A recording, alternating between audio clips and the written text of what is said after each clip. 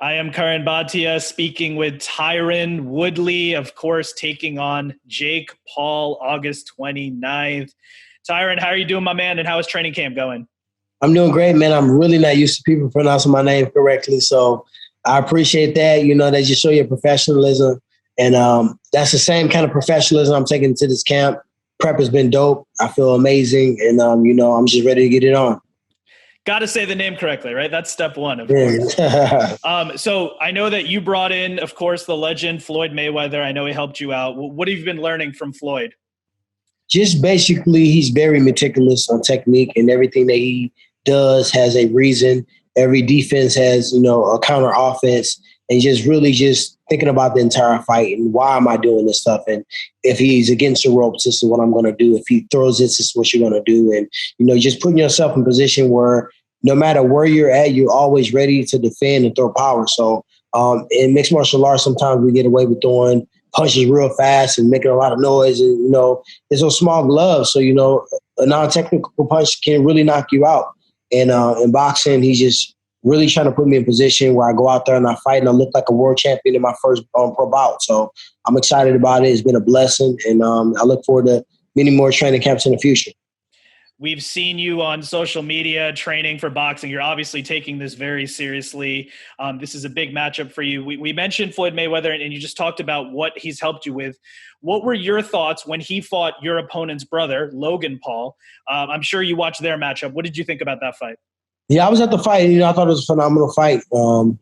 Especially when you look at a fight that's kind of, seemed as almost a celebrity fight, and especially when it was deemed an exhibition fight. It just tells you that no matter what the fight is, who it is, what platform or what stage he's taking on, he takes everything serious.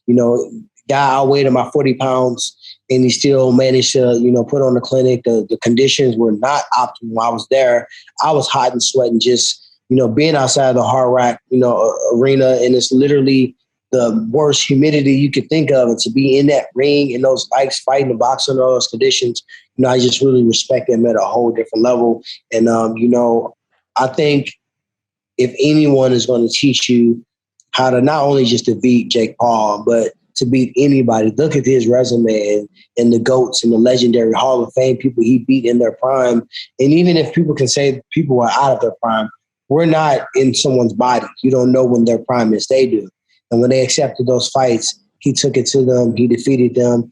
Canelo didn't look like Canelo against him. Neither did Pac-Man. Neither did De La Hoya. Neither did Mosley. And the list goes on. So just to be able to view that firsthand, to have friendship with him, and obviously mentorship through training has been phenomenal.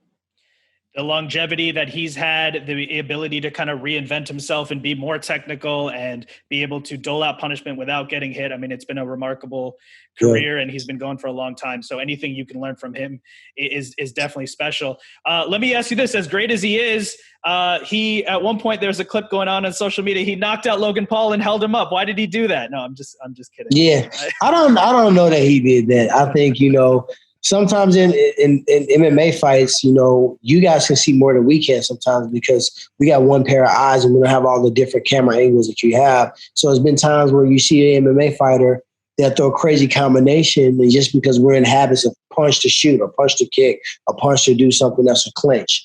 And they may have had somebody knocked out or dazed or hurt, and they can't see it, or they may have hit him in the body with a shot and they're in the clinch and the person grimaced, and it really affected them and they can't see it. So I just can't see him, holding him up, because at the end of the day, he don't get paid for overtime. So if he would have hit him and hurt him, he could have walked out there a little bit earlier. So I think that's just us just kind of, we kind of reaching on that one. Yeah, absolutely. I mean it tongue in cheek. I think what happened there was he landed a hard shot, and I think Logan actually did use his size well, and I think he kind of started clinching a little bit and holding, and I think that's what happened there. So let's talk a little bit about this fight with Jake Paul. How did it even first come together, and when did you first start to understand who Jake Paul was in boxing, and when did you even become aware of Jake Paul?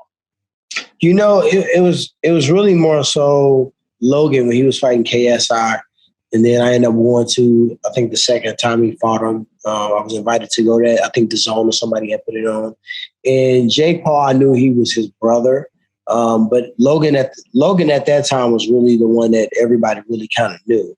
And then Jake Paul went out and won a fight. And then he won another fight against Nate. And when he knocked him out the way he did, he really just was kind of like the bad guy brother. You know what I mean? And then he was really smart on trying to utilize all of the culture, the hip hop people, and he took advantage of it. And then it really kind of pumped up a fight against Ben Askren, which, obviously my friend and teammate, but Ben wasn't really known for the striking, but he was a world champion fighter. So if people had something to say about Nate not being a fighter, then he fought Ben. And Ben didn't get knocked out by Robbie Lawler. You know what I mean? There's a lot of people that, were known for knocking him out, and they couldn't do it. And he got a chance to fight him, and he caught him with a punch. So at the end of the day, it was a little back and forth talk in the locker room. They were trying to prank call me a couple of times. And he had some options on me and a few other guys. He chose to fight me. And I'm like, you're not smart. But at the end of the day, I will take the bag, and I will take this bank robbery right quick. And you mentioned the Askren fight. Obviously, you were there in the corner in the locker room. What did you think about the way that fight ended? I mean, we know that Ben was coming back off of an injury, and he was kind of using this as a way to rehab in a way. We've also seen him take what seems like more punishment and stay up or stay in the fight. In this case, obviously, the fight got waved off. I mean, what did you think about the end of the fight there? I mean, in MMA is the ability to clinch and grab and close quarters with shots and, different techniques. And most people were so fearful of his wrestling that they couldn't even really let their hands go the way that they wanted to. In this particular situation, they didn't have that fear. They didn't have the ability to wrestle, grab, clinch, and do things that we could do in wrestling. And I think Jake just really set him up well, jabbed him high, jabbed him low, squatted down, came up, and 1-2, and he got Benz with his hands in not good position. So at the end of the day, anybody who gets hit with a shot with their hands not down and someone's throwing a clean shot with power and they have power, you can get knocked out. So I didn't overlook it. I didn't overthink it either, though. So I don't know if it was a situation where, Ben even really trained to the level that he may have trained for some of his world title fights. I don't know if he even really thought it was possible that Jake knocked him out. I don't know what Ben thought, to be honest. And I was just there for the fight. But he was bummed a little bit afterwards. But at the end of the day, he had such an illustrious, amateur wrestling and UFC career that this wasn't something that after this fight he was going to pursue. Me, I'm different. I'm going to pursue boxing. You know what I mean? I'm going to continue. And speaking of this fight with Jake Paul, you've said this is the easiest fight of my career, the biggest purse of my career. And you said, I'm going to get this done for the culture and I'm going to get rid of this guy. So that sounds like you want to end his career there. Yeah, I think enough people want to watch this kid fight that even after I knock him out, because I will knock him out, I feel like people still going to want to watch him fight. And that's fine. I'm not here to, stop somebody else's bag. I'm here to just get my own. So at the end of the day, the caliber of fighter that I fought, especially in my title run, were way more renowned, high class, dangerous. And I feel like because of the magnitude of the fight and people wanting to see him win or wanting to see him lose, but having some type of feeling or emotion towards him, I feel like it's put me in a position where the amount of viewership, the amount of people, the attention, the merchandise is pretty much put me in a position where they got to pay me more. And I'm just blessed to be in this position, but it's still a fight for me. I'm still very much training like it's a world championship fight. And I'm excited about the opportunity. And if we look at the odds right now on Bet Online, obviously they're subject to change, but he is currently a minus 150 favorite. You're a plus 120 underdog. You have been a professional fighter for a long time. I believe you turned pro in 2009. He's only had 3 professional fights. Do you feel disrespected at all that you're the underdog in this fight? No, I mean, the people that I know that are really going for, the props and their betting, shout out to betonline.ag as well. But people that are really doing that, 2 of the top things that people take into account is age and reach. So with those 2 things alone, I'm older and his reach is longer. So at that, we're already looking at a situation where he can become the favorite. Also, it's a situation where a lot of people, are on this gravy train, that we call Jake Paul. And my last 4 UFC fights, though my last fight was very competitive and unfortunately I was hit with a shot that as I was going in for the kill. But the 3 or 4 fights before then, my performances could have been better. So they have to base it off your performance. You have to base it off the past. You have to base it off the most recent occurrence. And then when you add the reach and you add the age, you know what I mean? It really is a situation where I could care less. And to be fair, you mentioned 0-4 in your last 4 fights. I mean, the competition was the highest absolute competition in the world. We're talking about names like Usman you're talking about the champion 1, 2, and 3. I mean, the champion 1, 2, and 4 right now. So the absolute highest level of competition. So just the fact that you were in there and competitive is huge. So when you spent time with Jake in the build up to this fight, I mean, from a mental perspective, I know you guys had to stare down, you had to answer questions together. You were near each other, in each other's space. I mean, what did you notice from maybe like a mental perspective there? I think from a mental standpoint, he's definitely nervous.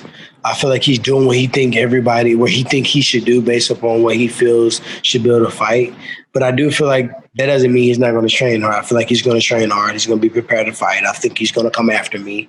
And I like those fights. I do better in those fights anyway. So at the end of the day, I feel like it's going to be a fight. I feel like he's going to try to bring the fight to me. But I do feel like he's nervous. So like I said before, sometimes nervous fighters fight well. They fight with the ability to manage those nerves based on the fact that if I don't hit him, he's going to hit me. So I got to hit him so he don't hit me.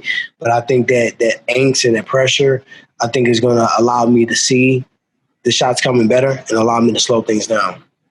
And recently, Ariel Helwani posted a photo of you and asked if the community was following you. Jake came in and he said, "I've done more for the MMA community than Tyron ever has, so maybe they should back me." Your response to Jake on that comment would be what? I mean, he gave Dustin Poirier a necklace to give him for auction. He donated some money to a UFC fighter that had a GoFundMe account. I created the bag. I created Champ Camp. I showed people how to document your own content. Maybe you guys should check that out. I was the one that actually showed fighters and athletes and other artists that don't be boxed in one lane. And I pursued music and I pursued film and television and production. Also, I was in the toughest division in the UFC, and I fought the true and actual number 1 contenders. And I did very much so without the complaining, without the conversation and telling everybody about the behind the scenes negotiations. Also, I showed them how to be a champion. I was a number 1 pick every single time. It was a Budweiser event. It was a sponsor that you wanted to really push your best foot forward. Tyron Woodley was always the one there willing and showing. I showed them that you can also be an athlete but be intelligent. I got behind the desk and I showed people how to watch the fight, what to look out for, what this guy should do to beat this opponent. And I did it with grace and I made it look easy. So when you look at the MMA career, a lot of guys mimic me and they follow me and they follow out to my footsteps and they try to do what I've done. You look at anatomy of a fighter, you look at all these different things. I'm the original block. I'm the original 360. I'm the original one that painted a picture and a narrative. So he's probably played my character on the game more. He's probably, utilized the clout that he can get from being in the UFC. But you can't do more for a sport than someone that was there and being a representative of the sport. I represented the UFC with class.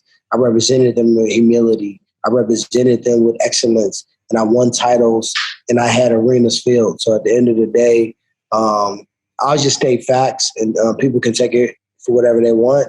But at the end of the day, if he thinks because he donated, some money to a GoFundMe account for clout, you know what I mean? You donate, if you want to really help somebody, help them. What's done in private will be blessed and rewarded in public. So nobody needs to hear and see every little thing you do. You did 2 or 3 things publicly when I've done millions of things behind the scenes and nobody will ever know because it's not meant for them to know. It's from the kindness of my heart. You fought at the absolute highest level against the top opponents.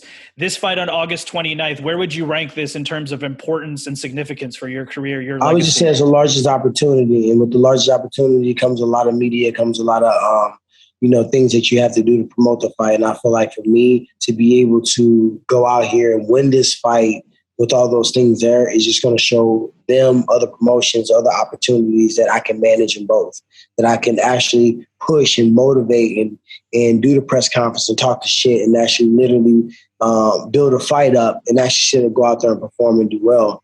That's important for people to see. Absolutely. Just a few more questions for you. You've been really generous with your time, and I appreciate that. Usman versus Covington 2. We know that seems to be what's going to happen next. You fought both men. Your thoughts on how that rematch would play out? It's going to be tough. I think Usman is more consistent. He's fought more often. Colby just sits around and waits on the fights that he thinks he should get and what he wants. I don't understand how he survives financially by doing that, but at the end of the day, I think on consistency alone, I got to go with Usman. And of course, I have to ask you Colby about. picked me for this fight against Jake, so I don't have smoke with Colby. Shout out to him for saying that, and I am going to win. But at the same token, he hasn't fought a lot, and Usman's been so active, and it's kind of hard to pick against him with those things. So no disrespect to Colby.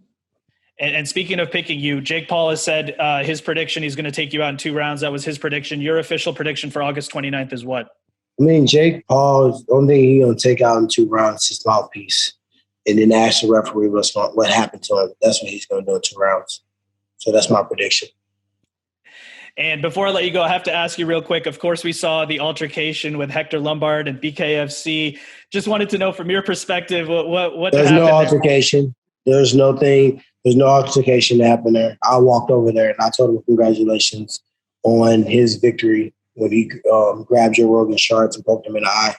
And not Joe Rogan, Joe Riggs, sorry, apologize.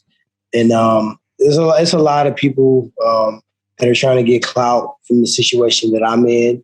And instead of just congratulating, and no matter if they understand and agree with it, I'm blessed to be in this position. It's a good opportunity for me.